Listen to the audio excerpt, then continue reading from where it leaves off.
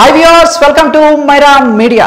మీలో చాలా మందికి క్రికెట్ అంటే ఇష్టం కదా, అందులోనూ ఐపీఎల్ సీజన్ కూడా నడుస్తుంది కాబట్టి మంచి క్రేజ్ ఉంటుంది. సో ఇక మొత్తానికి చూసుకుంటే మన బెంగళూరు కెప్టెన్ విరాట్ కోహ్లీ గారు సెంచరీతో చెలరేగిపోయారు. దగ్గర 3 ఏళ్ల తర్వాత, అంటే కోహ్లీ గారు 2016లోనే 4 సెంచరీలు బాధేశారు కదా. సో 3 సంవత్సరాల తర్వాత మరో శతకంతో ఆయన చెలరేగిపోవడం జరిగిందనమాట. కోల్కతాతో ఈడెన్ గార్డెన్స్ వేదికగా జరిగిన శుక్రవారం మ్యాచ్లో ఆయన 58 బంతుల్లో 9 4లు 4 6లతో 100 కొట్టేశారు. సో 213 స్కోర్ చేసిన బెంగళూరు 10 రన్స్ తేడాతో ఘన విజయం సాధించింది. ఇక దీంతో 5 సెంచరీలు అందుకుని కోహ్లీ గారు 2వ స్థానానికి ఎగబాకారనమాట. అంటే మొదటి స్థానంలో ఐపీఎల్ పరంగా చూసుకుంటే 6 సెంచరీలతో క్రిస్ గేల్ గారు మొదటి ప్లేస్లో ఉన్నారు. 5 సెంచరీలతో మన కోహ్లీ గారు 2వ ప్లేస్లో కైవసం చేసుకున్నారు. ఇక 3వ ప్లేస్లో హైదరాబాద్ ఓపెనర్ డేవిడ్ వార్నర్ గారు కానివ్వండి, ఇటు చెన్నై ఓపెనర్ షేన్ వాట్సన్ గారు, వీళ్ళు కూడా 4 శతకాలతో 3వ ప్లేస్లో ఉన్నారనమాట. సో ఇక 2019లో కూడా శతకాలు బాదిన క్రికెటర్స్ మనం ఒకసారి పరిశీలిస్తే డేవిడ్ వార్నర్ గారు ఉన్నారు.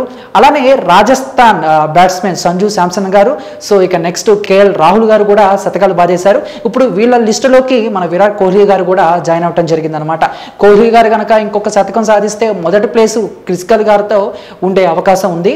సో మొత్తంగా చూసుకుంటే రాత్రి మ్యాచ్ చాలా ఇంట్రెస్టింగ్గా జరిగిందని చెప్పుకోవాలి. ముఖ్యంగా కోహ్లీ గారిపై గత కొన్ని రోజుల నుంచి ట్రోల్స్ అనేవి వస్తున్నాయి. సరిగ్గా గెలిపించలేకపోతున్నాడు, ఇంకా కెప్టెన్గా ఏం పనికి వస్తాడు, ఇలాంటి వాదనలు అయితే వినబడుతున్నాయి. ఈ వాదన అన్నిటికీ అడ్డుకట్ట వేస్తూ తను సెంచరీ చేసిన విధానం అందరికీ ఔరా అనిపించింది. మొదటి బ్యాటింగ్ చేసిన మన కోహ్లీ గారు మొదట్లో కాస్త కుదురుగా ఆడినా ఆ తర్వాత మిడిల్ ఓవర్లో వచ్చేసరికి బౌండరీలతో చెలరేగిపోయారు. ఇక లాస్ట్ ఓవర్లో బౌండరీతో సెంచరీ పూర్తి చేసి 213 స్కోర్ని బెంగళూరుకి అందించి ఇక 10 రన్స్ తేడాతో కోల్కతాపై విజయం సాధించి ఇప్పుడు ప్లే ఆఫ్కి ఆశలైతే వాళ్ళు పెట్టుకున్నారని చెప్పుకోవాలన్నమాట. సో ఈ విధంగా కోహ్లీ గారు మరొక రికార్డ్ నైట్ నెలకొల్పారు. సో ఇటువంటి ఇంట్రెస్టింగ్ టాపిక్స్ మీ హోమ్ పేజ్పై రావాలనుకుంటే మైరా మీడియాని సబ్స్క్రైబ్ చేసుకోండి.